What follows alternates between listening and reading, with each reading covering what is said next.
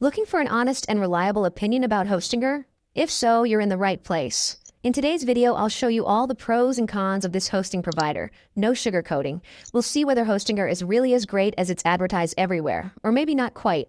I'll also tell you who Hostinger is a good fit for, and who should probably look elsewhere. Let's get started. I was once in the exact same place you're in now, totally confused and overwhelmed. I wanted to build my dream website, something that would eventually make money, and so I went looking for the best hosting service. But that journey ended in disappointment. The first hosting provider I chose, I won't name names, turned out to be a complete disaster. The site took ages to load, and support kept telling me, "Everything seems fine on our end." Sound familiar? That was nearly 15 years ago. Since then, I've tested a whole bunch of hosting companies. Some were okay, others straight into the trash. Today, I use 3 different providers, and one of them is Hostinger. So, you might be wondering, why Hostinger? Price. Well, first of all, Hostinger stands out for offering a great balance between price and quality. When you're just getting started, you don't want to overpay. You want something that works, is fast, and doesn't break the bank. And that's exactly where Hostinger shines. It offers a lot of value for a very reasonable price. For example, Hostinger's cheapest plan is significantly more affordable than the basic plans from companies like Bluehost or HostGator. Their premium plan, which costs under $3 per month, gives you over twice as much disk space as many competitors.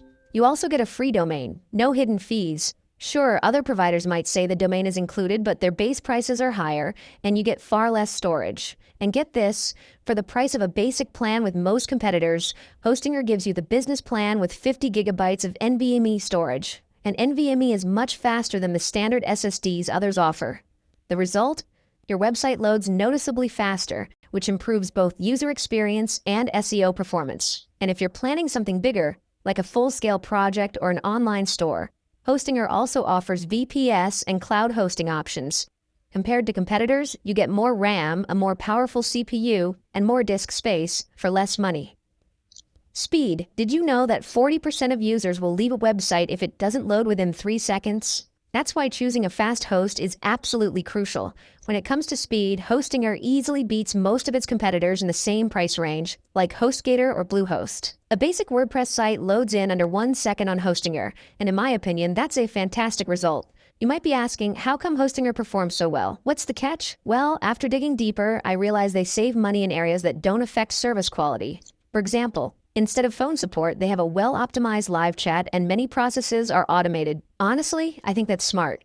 I'd rather have a better plan and use chat support than pay more just to be able to call someone. One thing to keep in mind, the lowest prices apply only if you sign up for a longer term, like 2 or 4 years. But let's be fair, most providers do the same. The difference is, even with a long-term commitment, Hostinger still comes out cheaper and often gives you more in return.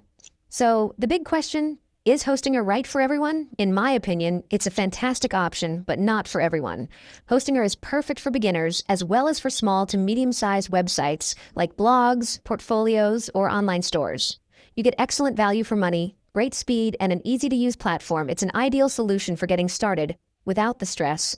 But what if your ambitions are bigger, or you just need more power? In that case, I recommend checking out NameHero. It's another provider I've used for years, and they've never let me down. Their servers are extremely stable and reliable, and their customer support, compared to most companies, is on a completely different level. So, the choice becomes simple. Choose Hostinger if you want great value for your money. You don't need phone support. You're building a blog, portfolio, or small, medium online store. Choose NameHero. If you're building a larger project or planning to scale it soon, you want absolute reliability and top-tier customer support. Personally, I use both and choose the hosting provider based on each project's needs. Whichever option you go with, you'll find links to both services in the description below. Let me know in the comments what hosting providers you've used and which ones you'd recommend. Your input will definitely help others. If you want more helpful and honest videos, don't forget to subscribe and follow the channel. See you in the next one.